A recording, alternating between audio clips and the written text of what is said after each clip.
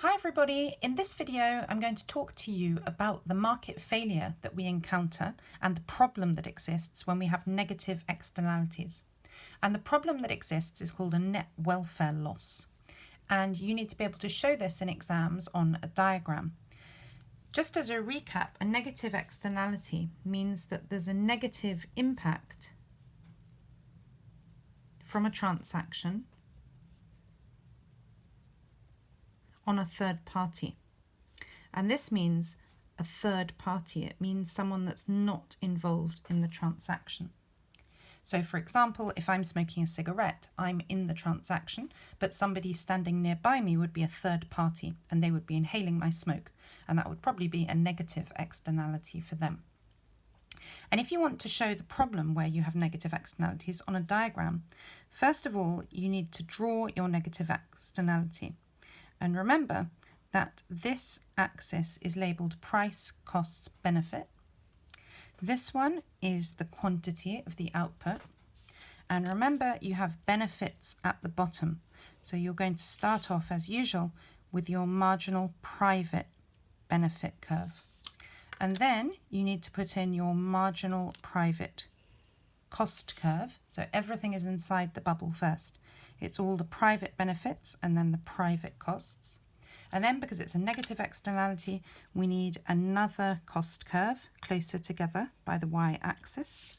And this is your marginal social cost. And here, because we don't have any external benefits, that means your marginal private benefit must be equal to your marginal social benefit. And then what you need to look at here, first of all, is what will you be doing if there's no government intervention? And if there's no government intervention, we'll produce at Q, which is the free market level of output. And the free market level of output is where marginal private cost equals marginal private benefit.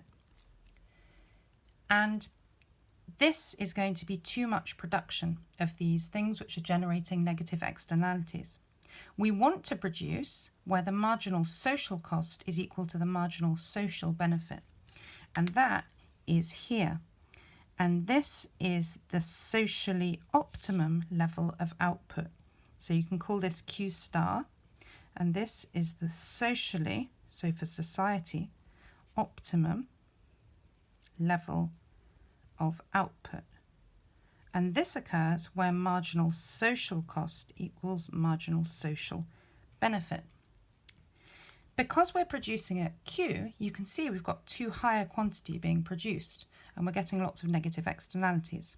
We want to produce at Q star the socially optimum level of output. And to find out what the problem is at the free market level of output, which is what will happen with no government intervention, you just need to carry on this line further up. So you go up to the marginal social cost curve. And this area, A, B, C, the triangle, is your net welfare loss. As usual, you need to draw letters at the corners and explain it in that way.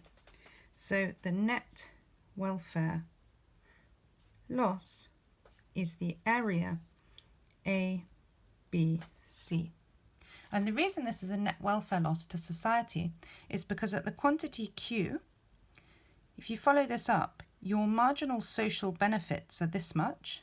If you read it across here, it would be that much. And at the same quantity, your marginal social costs are higher.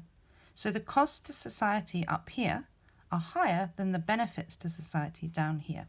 And therefore, this is bad for society. And really, we want things to happen and maybe the government to intervene so that our output decreases from Q to Q star, from the free market level of output towards the socially optimum level of output. And the closer you move from Q to Q star, the smaller your net welfare loss will be, and the better that will be for society.